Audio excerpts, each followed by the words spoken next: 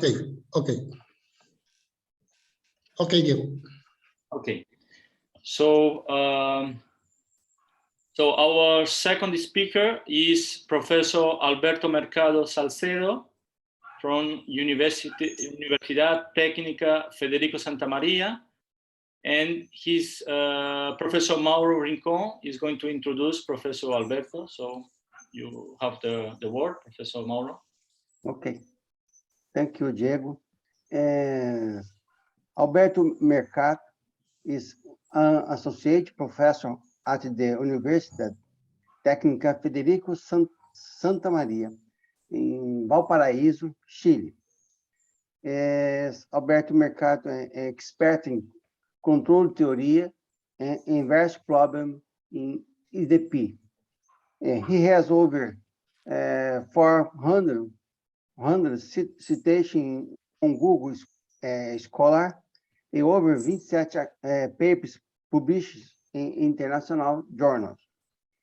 He is coordinator of the seminar Control in Times Crisis.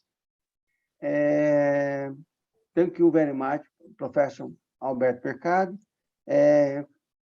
Can you start your talk, please? Okay, so you can see my screen and you Yes. hear me, no? Are you hearing me? Okay. Yes.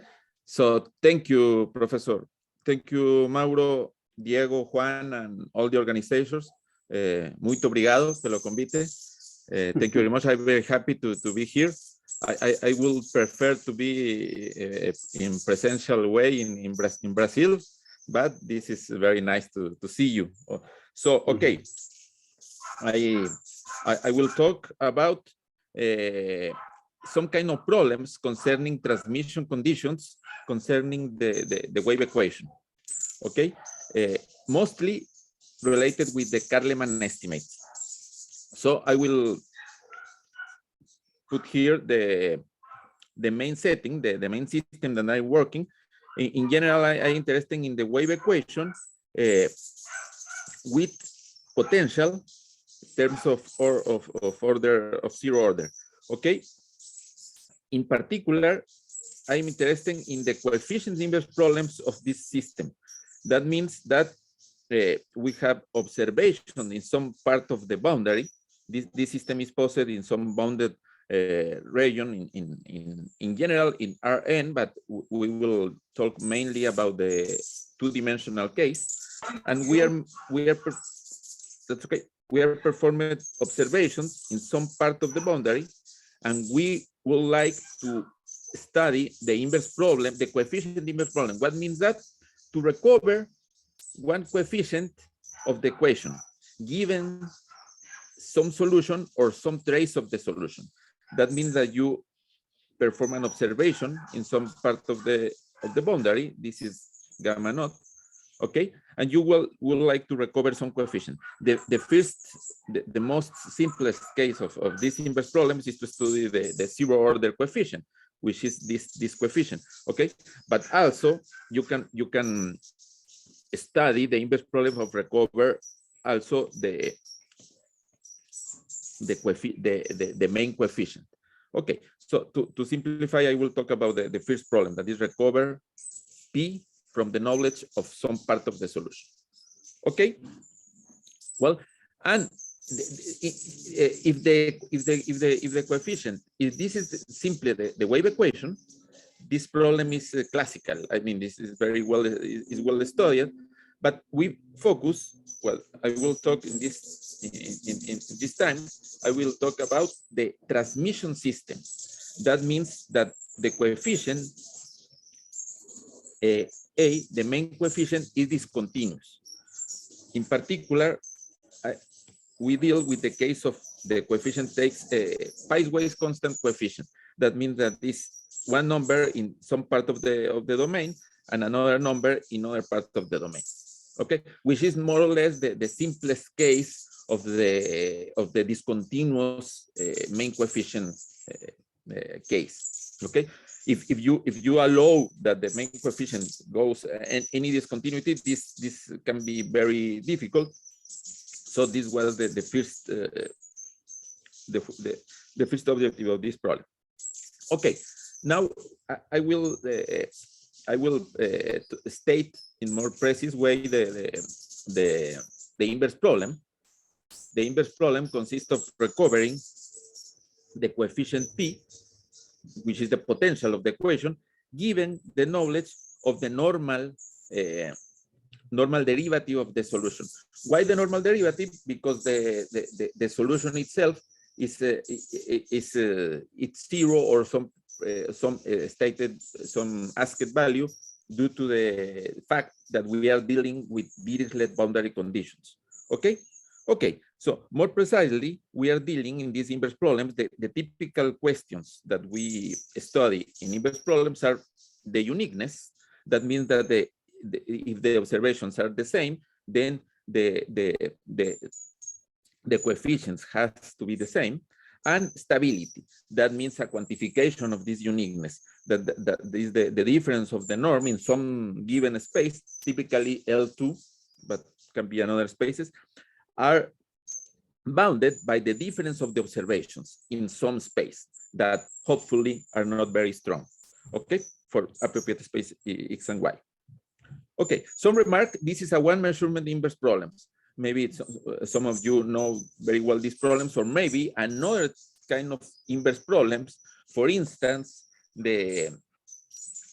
another inverse problem that is very well known in the literature in general is the Calderon problem, for instance. The Calderon problem is a multiple observations inverse problem.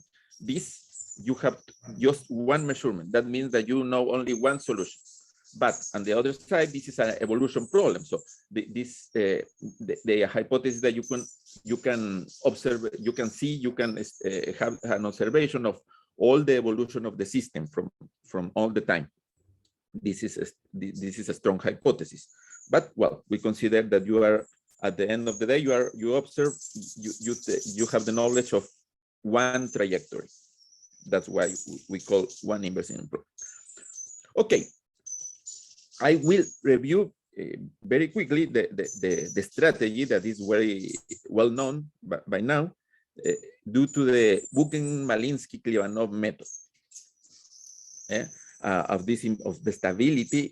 This method is particularly made for study the stability of these kinds of coefficient inverse problems, and are also very well adapted to the Carleman estimates, as we will see right now. The following two slides, I will give you a very brief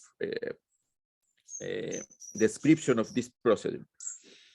Okay, you have two potentials and you have the two corresponding solutions. If you take this operation, the subtraction of these two solutions, you see which solution are satisfied by this variable y. You see that the solution, this part of the solution is linear. Well, this also is linear, but you have to put here one of the two potentials. So, and this gives you this combination R, which is the R is one trajectory given by the other coefficient with P, and H, that is the difference between the two potentials P and this is a simple property. And all the other data are given by 0. Why? Because both of the trajectories are supposed to have the same data, the same initial conditions, the same boundary values. Okay, so we arrive to this system. So this procedure takes you to the problem of recover. What do you want to recover? Do you want to recover this difference? And this difference is now here. So you can see this as the inverse problem of recover a source term. Okay. So the next step is take a derivative in time. If you take a derivative in time, you have this, the derivative of time of R, that this is this fixed trajectory. And using the equation in the initial data, one of the two initial data, because we are dealing with a second order in time equation, that is the wave equation, you have the trajectory in t equal to 0. Okay, so you want to recover age from this equation. Some kind of estimates that allows you to do this are estimates like this, that estimates that can allow you to estimate the initial conditions, because these are what you want, in terms of some observations, and obviously the right-hand side. You are not free to forget this right-hand side, which is this. So in order, but the bad thing is that at the right-hand side, there is also age. Age is that the term that you want to estimate. Because remember, I will return to the previous slide. Remember that age is the difference of the potentials that you want to estimate. You want to prove that these are close. Okay, but you can get rid of this. You can estimate this if this constant behaves like this. Behaves like this, going to 0. That means that this is smaller than this coefficient, because if then you can absorb. But this is precisely the fact that gives you the Carleman estimates. The Carleman estimates gives you some energy estimates that in reality are a family of estimates, weighted by with some constants and with some weight functions, and allows you to deal with this kind of estimates, with this kind of behavior in the constants. From this, if you believe me that you have some strong inequality like this, you solve you are done. You have solved the stability inverse problems, because this is absorbed from there.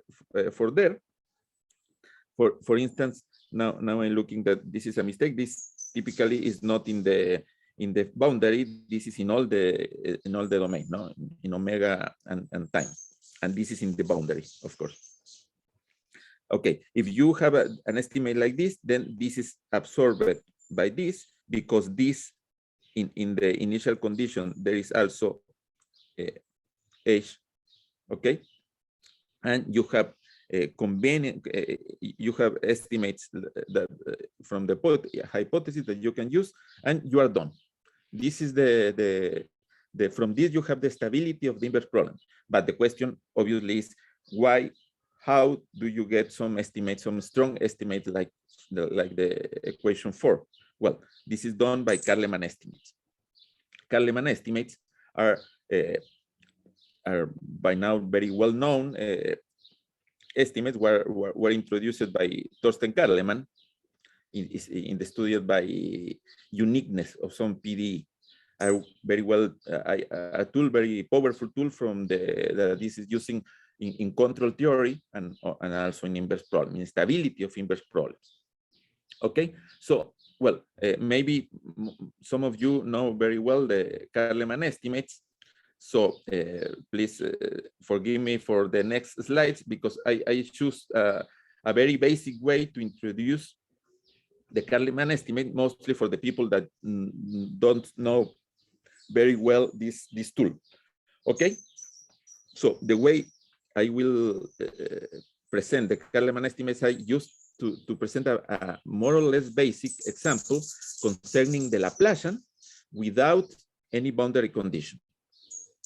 Okay, so the people that don't know a lot about Carleman estimates, maybe from this you will get an idea of how this works, and after that I will just state the main results that I will present for the wave equation, which is my main objective. But from these slides, I will just talk about an example Laplacian from regular functions with compact support, that in order that you don't have any boundary condition.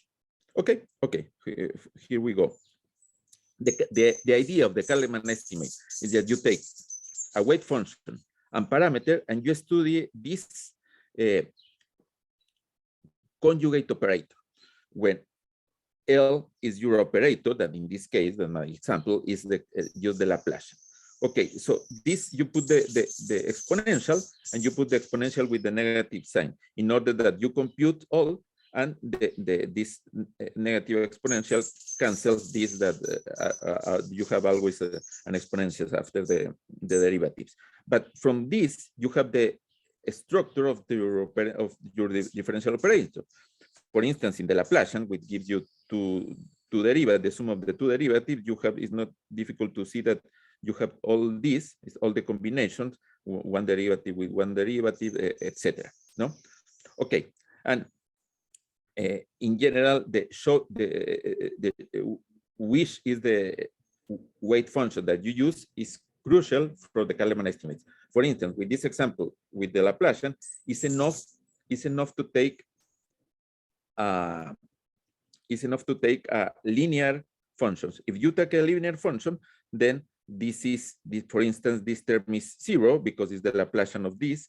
This term is just alpha square with the norm of alpha square, and so on. No, this term is this, and you have only 3 terms. These 3 terms you classify in self-adjoint and skew-adjoint, autoadjunto y antiadjunto, in order that you perform the L2 norm in this way. If you take the L2 norm in this way, then it's not difficult to see that you take advantage of this is self-adjoint, and in the integration by parts, let's say the integration by parts, this is only gives you the same operator, and B gives you the same operator with the negative sign. At the end, you have the commutator of the two operators that is 0 because the two operators commute. This can be done. This affirmation can be checked by a couple of integration by parts between this operator and this operator. But in a general way, you can see that if the operators are really self-adjoint, skew-adjoint, this is 0, just because the computation that this here is just that you have this is equal to W and BW, but also are equal to B minus BAW. That's why at the end, 2 times of this, I adjust this difference, which is the name of is the definition of the commutator. And if the two operators commute, which is the case, for instance, if you have constant coefficients, then all you have this is 0. So if this is 0, you have only positive terms, and if you have positive terms, you can bound by below by any of them, any of the two. And for instance, I choose to bound by the simplest, which is this. This terms is given there, and by for instance, a Poincare inequality, you have this bounded by below, and this is a norm of the variable, which is W. So W is the variable of the conjugate operator. Remember that we the first step was take the conjugate operator. So if we come back to the original variable, which means to multiply by the exponential, you obtain this. This inequality is the same than this before taking the coming back to the original variable, and this is one of the simplest case of Carleman inequalities. This is a Carleman inequality for the Laplacian with no boundary condition, but I will talk about the boundary condition just to give you an idea. One important thing about this Carleman estimate, very simple case 8, is that you have here a parameter that is as big, as large as you want. So this, in general, in the application, you take advantage of this. Okay, so I will continue. In general, in other cases, what means in other cases? That you have a more complex differential operator or a boundary conditions. In any of these cases, when you perform the integration by parts, you have lower order terms and boundary terms. And then this you have to be able to estimate or to take as an observation. Because, for instance, if you are not able to take positive norms of this, then you have to bound by some minus norm, which is the observation, which at the end of the day goes to the right-hand side of the inequality.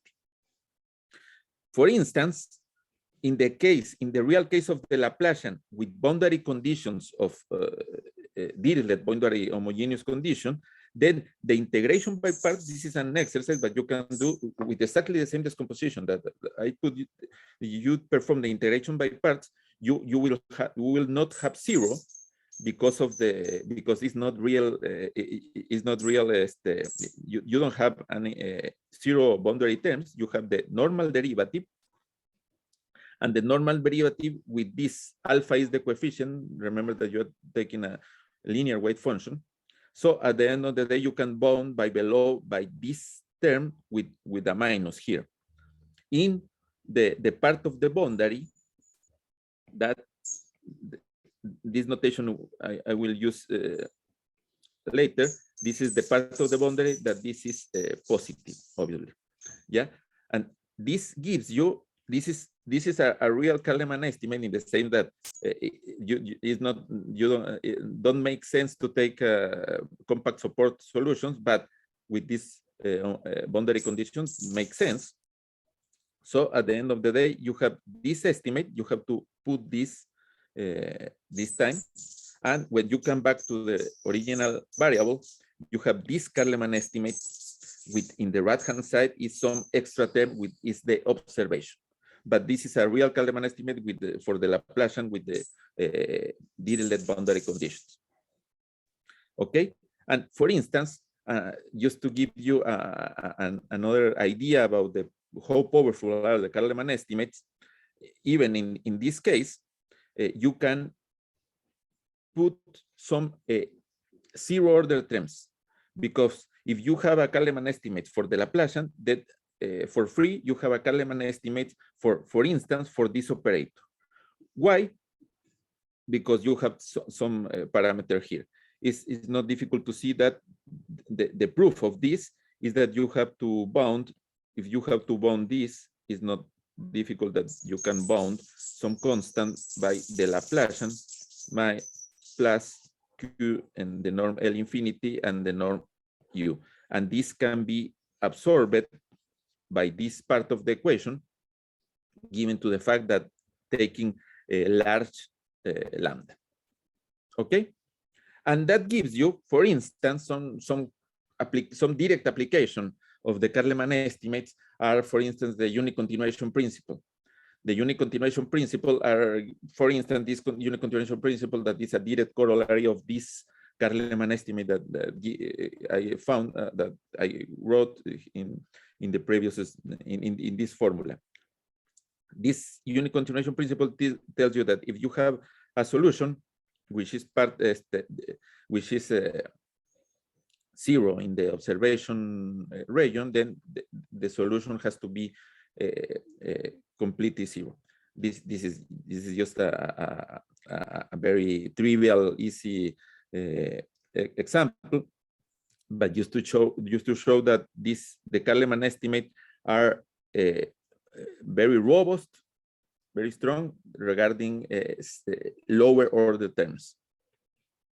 Okay, so in general, we will say that the Carleman estimates are the most powerful tool that does not need analyticity of the coefficients. Yeah, more general tool. Okay, and in general, for all Carleman estimates are very well known for several equations. This is just a toy example for the Laplacian, but in any case, there are Carleman estimates for the heat equation, for the wave, for the Schrodinger equation, and so on. And for each one of these equations and others, and for each boundary condition, the most important thing is the choice of the weight function. For the Laplacian, was enough to take a linear weight function, but in general, the weight function depends on the space and depends on time. All of these are evolution equations. So the choice of the weight function is very important. Okay, so I will come back to the my wave equation and the transmission wave equation, but I don't know how time ¿cuánto tiempo me queda? 20 minutos, ¿cierto? Okay, I will continue. I just give you maybe this is good time for some history, very funny or interesting history about Carleman. Carleman was a student of Mittag-Leffler, which is more or less well known. Well, is well known in mathematics, but also is known for being an enemy, an adversary in the bureaucratic way, in the intellectual world of with Alfred Nobel, and maybe he was some origin of the history of why we don't have a Nobel Prize for mathematics. So, well, just to show you, you can Google this and read about the complete picture, complete history.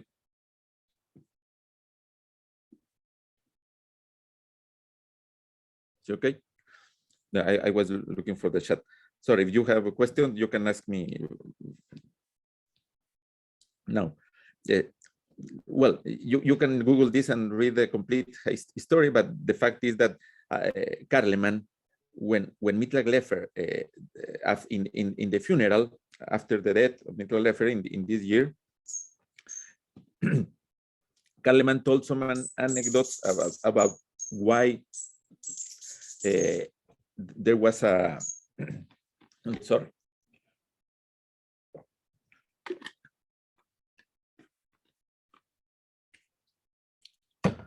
About how Alfred Nobel was defining the Nobel Prize, and it seems that Carleman told to the people that Mittag-Leffler asked that some mathematician that if Mittag-Leffler will have the Nobel Prize if there is a Nobel Prize in mathematics. Apparently, the mathematician friend of Mittag-Leffler said yes, and then Alfred Nobel decided that will not be a Nobel Prize for mathematics. That maybe was just a joke of Carleman concerning these two people, but maybe this was the origin of the anecdote that we know as a urban myths, no? But well, this is just to tell some funny fact about Carleman. That was a very particular person. But anyway, I come back to my problem. And Carleman inequalities for wave equation. For wave equation, no transmission system, but wave equation, constant main coefficient. This is well known. This is the seminal papers about the Carleman estimate for wave equations with Puel, Yamamoto, and so on, Imanouvilov. And I will not, from now on, will not enter into the details. I will just present the type of weight function that is used. Okay. So in general, the weight function has to satisfy that is convex and has to satisfy that the gradient does not vanish, and has to satisfy one sign in the part of the boundary that you have to make the observations. A typical weight function, this is most comprehensible from this very more or less simple example. This is the typical weight function that is used for wave equation. Is convex, just x squared, no? Is if x naught is not in the domain, then the gradient does not vanish, and you have some sign condition in the boundary that in the part of the boundary that you want to make the observation. Well, given this function, you have to you can see in this way. No, given this function, you have to take observations in this part of the boundary. Is like this is the part of the boundary that you do not see from x naught. Okay. it is easy to see. I hope that it's easy to see that here the normal derivative versus the gradient of the function. This is the gradient of the function. A constant, the gradient of the function is just 2 times x minus x naught, no? This gives some angle that gives you that this is positive, okay? Okay, so yeah, this is very well known. You can solve an inverse problems and all the application that you have for Carleman estimate for the wave equation. But the problem that I studied since many years is the several kinds of transmission system. What happens for the transmission system? Well, I will skip this. I will talk about some related results, but I will go directly that you have there is some a priori condition that it's very natural to have for transmission system. If you have transmission system, you have a jump in some part of the domain. This part of the domain, well, the jump is taking place is called the interface. And for the nature of the models of the wave equation, there are some configurations that are not allowed. They're not allowed some particular sign of the difference of the values of the coefficients, which are the wave of the speed of the wave, and also is not allowed to have something like this, that non-convex interface, because with some it's possible that you have trapped rays, and this is very well known in the context of control theory, for instance. So we have to take a priori this. You will take some hypothesis that does not permit these configurations. Okay, so at the end of the day, I was studying this problem many years ago in my PhD thesis, and the way that we solved this was this. We take the interface. Remember that we are dealing with some, this is the configuration. This is some domain, and this is another domain. So the boundary of omega 1 is the interface, okay? With this configuration, with this hypothesis, you can have a Carleman estimate. And how is done that? How is done this? Because well, the fact is that if you compute all the traces at the interface, you will use the transmission conditions. The transmission conditions are conditions that are naturally implied by the wave equation. Okay, but these two are the transmission conditions. It's not so difficult to see that this comes from the Laplacian with piecewise constant coefficients. Okay, and if you use these transmission conditions for the traces, you will see that there are terms like this, where this is the weight function and this is the solution of the equations, that you have from the transmission conditions. You have not all the information for this. So one way that we use to solve this is to take a particular wave function that is constant in the interface. You have, and this is performed by the Minkowski functional of the omega 1. This Minkowski functional is very well known in functional analysis. For instance, this is used for construct a norm in a given topological vector space. But it's not, if you don't know that, it does not matter. The fact is that this is the generalization of, for instance, if you have a ball,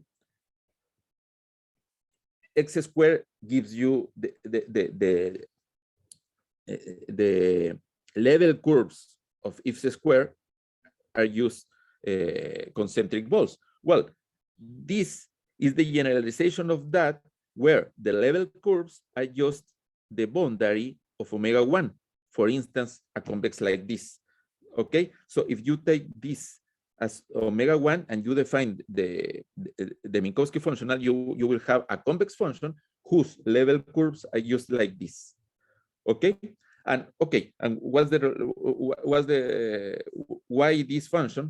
Because it is constant on the interface. It is constant on the interface and is convex, given the fact that omega 1 is convex. And if it is convex and the interface, if it is constant at the interface, then the gradient is just the normal derivative. And the gradient is just the normal derivative. You have only the normal derivatives of the function and the wave function. And with the transmission conditions, you are able to estimate this very easily from this hypothesis. And this is all for the wave equation with convex transmission condition. And the same construction of this wave function was used in other places. We use it for a transmission system with Fagner-Aruna and Sousa-Neto, Kilsenio. We use it also with Lucy-Baudouin from another Schrödinger equation that is very natural because some behavior of this equation are very close to the wave equation. And more recently, we're using from Schrödinger equation with dynamic boundary conditions of one cell type, and so on. So this construction was used, and also by another authors, that the previous result that I told you is in the context of the inverse problem of the potential. And well, another authors use it for another more difficult inverse problem for the main coefficient, for instance. But okay, that has been used in several situations. So I will take some 5 more minutes, if it is okay, to talk about more recent works about the generalization of this. We want to generalize to more general settings than the convex interface. Why? Because we think that it's natural, more or less, to have the same results for instance, star-shaped domain. Why star-shaped? Because if this is star-shaped, maybe there are no trapped rise. So it is not so restricted. And we know that using the multiplier method, you are able to take, for instance, controllability of discontinuous coefficient inverse wave equation in this setting. So star-shaped is more or less the natural, more general case. Okay, in order to do that, we have to forget to use wave functions that are constant in the interface, and we would like to, we will have to estimate the tangential derivative. Okay, you can try to do that. And another way to construct a wave function. The most difficult case for this is to construct a wave function that satisfies the transmission condition. Okay, one way that we thought in some time to allow this to construct this is to forget about the Minkowski function and to take for the x squared, or you can take the Minkowski function, any convex function, but given the convex function in the inner domain, you will have to extend to the exterior domain following the transmission conditions, because the transmission conditions, this is gamma. I will talk now of the gamma. This gamma is one coefficient divided by the other. In other way that he was A2, I passed to the other way. Now I consider just gamma, which is this. Okay, so one way to think about the transmission condition is that given the function in the inner domain, in the second domain, given phi1, phi2 is defined just to satisfy this, and this can be thinking about like a EDO, different ordinary differential equations, given that this is the initial condition, and in this direction, which is the normal derivative, you have to solve this equation. More or less, this is the idea that we talk about the construction of this wave function. Well, at the end of the day, it is possible to construct a function that is convex in this way that does not have to be constant in the interface. For instance, in the flat interface, this case was not okay for the previous cases, because in the previous procedure you need the hypothesis of the inner domain. One has to be strongly convex, strictly convex. So the flat interface does not fit in that hypothesis. So this new procedure allows you to consider flat interface. Okay. Also, in a general convex domain, which is part of the previous setting, this can be generalized by this construction. And at the end of the day, we found this very closed form of this convex function, which is the same idea. This is the P is the orthogonal projection. This gives you the idea that I try to explain later. Okay, but what happens if omega 1 is not convex? What happens if omega 1 is something like this, for instance? Something like this is expectable that you have to the coefficient inverse problem of the wave equation, because it's not very non-convex. Well, the fact is that you are able to do the same in a neighborhood of the interface. You have, because the orthogonal projection is well defined in a neighborhood of the interface. It's not, maybe it's not well defined far away, because from this point you have this close point and also have this. So there is ambiguity, is not well defined. Okay, but close, yes, close, very close, it is well defined. And you can define this very close of the interface. So one idea is just to take a cutoff function and define the sect like this, like is explained, is trying to explain here. Okay, but the problem of using a cutoff function is that you don't have an estimate of this. You know, you lost control about this. Okay, but if you lose control about this, you say, okay, but what if I take this? The easiest way to deal with this is to take this close to zero. If you take this close to zero, you are able to do all of this. But what happens? What means to take this close to zero? Remember that gamma is A1 divided by A2, yes? And this is closer to 1 if A1 is close to A2. A1 is close to A2. That means that the jump of your speeds are not very large, and you are able to do this. Well, I will finish now, because I think that I have no time. At the end of the day, I present, this is the theorem that is part of the published work this year in Journal of Differential Equations, that just look 1 minute to look at the hypothesis. You have to you have a domain with these two parts. The common part, the common boundary is the interface. Okay, you suppose that you have already a strictly convex function that is, for instance, x squared or the Minkowski functional or a given fixed domain. With this hypothesis that the normal derivative is not very large, is not very far away in the sense of the angle with the gradient with the normal derivative. That means that the some convex set is almost the level curve of the convex function, but not exactly.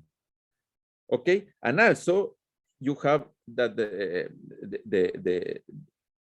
this gamma is not very far away from 1, because that I explained the fact that I explained it in the previous slide. Okay, with that hypothesis, you have a Carleman estimate. So just some pictures. The idea is that the dotted line is the interface. This is the interface, and the other lines are the level curves of some given convex set that you have to be able to have in order to define the convex function. But the dotted line has not to be convex, just to satisfy the previous hypothesis. Okay. And just to finish, okay, what about the inverse problem? Because for the inverse problem, the Carleman estimate, you have to take some precise estimation that the cutoff function and the hypothesis of the previous theorem allows you, but you will be able to state that there exists a time for the wave equation is natural to take a large time. With this Carleman estimate, you will be able to take you will able to prove that there exists a time, but you will not have a real estimate of the time. Well, in some cases, you will be able to do that. For instance, in the case of the interface that is given by this set, that means a flat interface. This is the domain. This is the interface. This is omega 1. This is omega 2. In that case, okay, very recently I was able to find optimal estimation of the time that is given in terms of here we are dealing with the fact that the coefficient here is 1 and here is a. Just to take all the dependence in some a. It's like the gamma on the previous notation. Okay, so this is the time. Just to fix an idea, if you take a equal to 1, you are taking back to the normal wave equation with constant coefficient. If you take a equal to 1, here you will have R is satisfied. It gives you, it's like the diameter of the domain. And you will have a plus a squared 2, which is more or less the optimal for the wave equation. So we are close, more or less close to the general situation, but with the advantage that this gives you a uniform estimate for all coefficients around 1. Well, and the weight function is given by this. It's not exactly that we presented. We have to, in the sense that this is the part in omega 1, this is the part in omega 2, but also the part in omega 1 has to be modified by this term, but it was part of the idea of taking optimal. This is optimal among all the quadratic weight functions. And with this, you are able to solve the inverse problem with this time. And the inverse problem, the stability of the inverse problem is exactly that. Okay, so, well, there is several future and ongoing problems, but I will stop now since I already take some 8 more minutes. So sorry about that, but I hope that was understandable. And any questions now or later, you can write me. And muito obrigado. Obrigado, Alberto. Thank you. Any question? Some comments? People? Mauro, I have one question. Sim. If you can.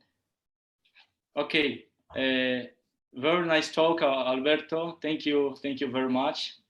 I have a first question is that about some numerical experiments of this inverse problem. Do you have any reference or an idea of an algorithm which one could use to compute the solution of this inverse problem? Very good question, Diego. There are some works for this is not the optimal way to, I think, to do numerics, but this is a very strong way to have some estimates, and you have, in a theoretical way, you have coercivity of the Carleman inequality gives you theoretically some coercivity that allows you that your algorithm works. So there is some works about with Silvana Herbedosa, Maya de Wuhan, Lucy Baudouin, also Axel Osses in some work.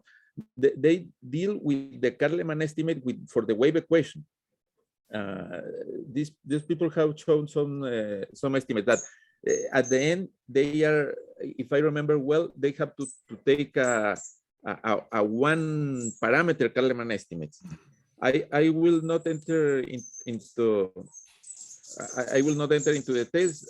I didn't enter into details about the difference in one or two Carleman estimate, one of two parameter Carleman estimates, but they allow to some algorithm to construct some convergent algorithm with one parameter Carleman estimate. Yeah, and in fact, for now, for my problem, for this continuous case, yes. There is nothing in the literature, but I was working with a student trying to compare this with more direct numerical methods, but well, this not it's a work in progress.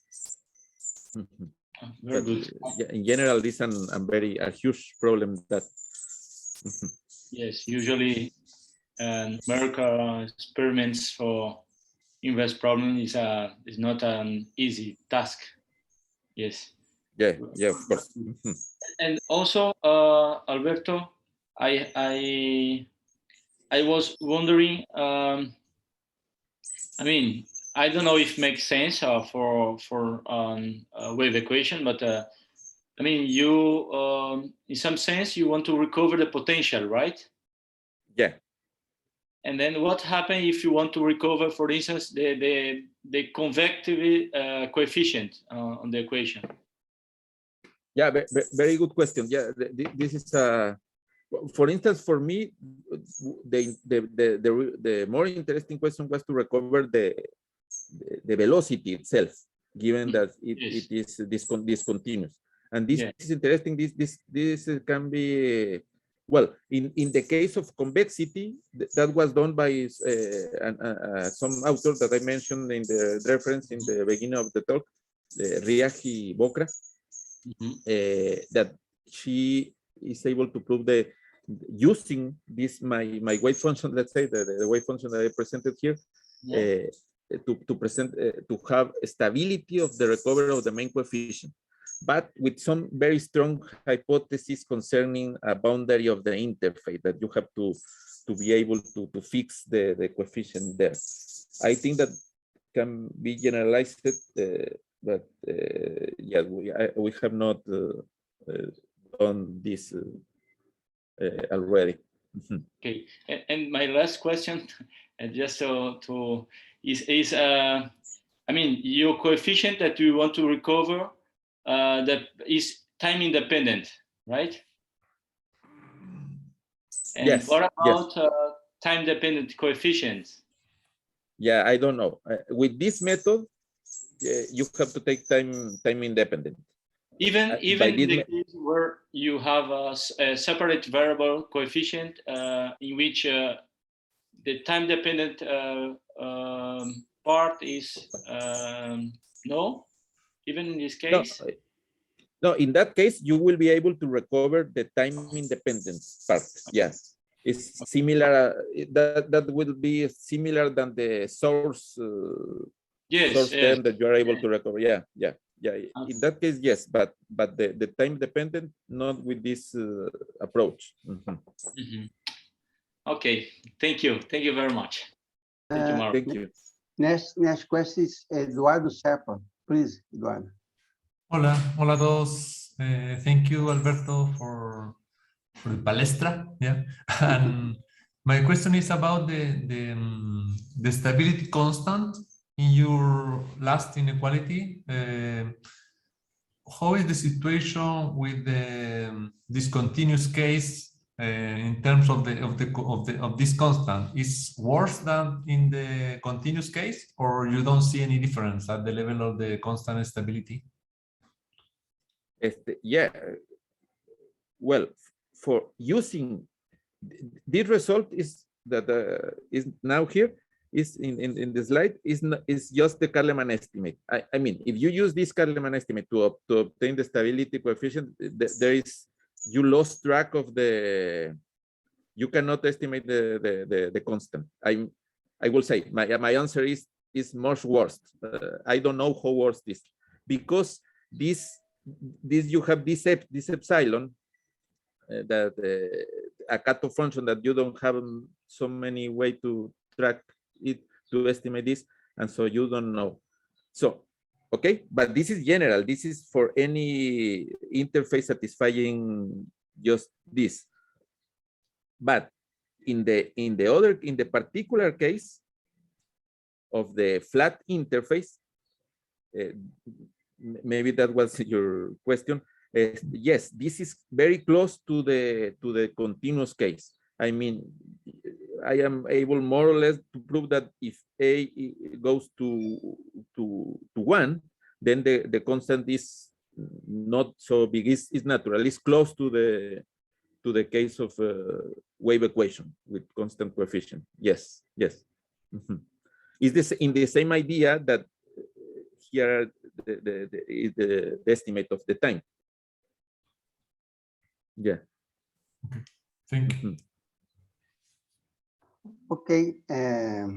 One question, Dr. Moro Rincon. Yes, thank you very much for the invitation. I would like to know about how works the problem in the unidimensional case, and if you have some application for that.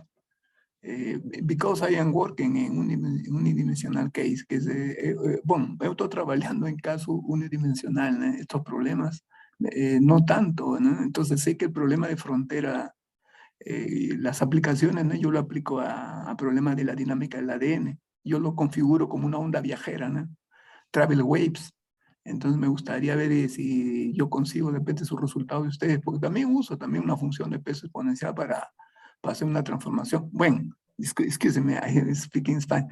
I have used the peso transformation, the weight, very interesting for me. Bueno, la verdad, usé esa aplicación más para problemas de ondas no lineales. Entonces, me gustaría saber eso. Me gustaría saber si usted tiene una aplicación unidimensional y realmente, ¿cómo es que realmente yo tengo que escoger peso exponencial y después otro peso parabólico? Entonces, me gustaría ver esa parte, no, ¿verdad? Que no la entendí muy bien. I understand very well that. Sí, la verdad, bueno, alguna respuesta en español rápido. La verdad es que el meollo de este asunto de generalizar a caso no convexo es muy dos-dimensional, porque es donde hay la geometría, ¿no? This is a very two-dimensional system. But anyway, yes, this is possible to define this for the one-dimensional case, and you have a lot more freedom to choose the wave function, because you don't have this geometry that interferes with the problem. Just to say some particular result for one-dimensional problem with Fagner Araruna and Gilsenio Sousa, we studied the systems of two one-dimensional cases, in particular the Middle-Timoshenko system. We solved this using exactly this idea, but this one-dimensional, we have less geometrical restrictions, but the difficulty here was that it was a couplet system, of course. But anyway, this is the one-dimensional work that I have worked using this in this context. Well, this is a preprint submitted paper, but here we study some controllability and some inverse problem, which are the typical two applications of Carleman estimates. So thank you for the question. Okay, muchas gracias. Thank you very much. Okay, thank you. More question?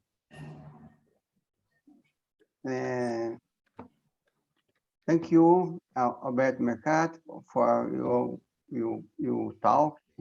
Now continues with Diego Souza. Okay, thank you very much, Alberto, for this a very good talk, and also to Mauro to introducing you. And so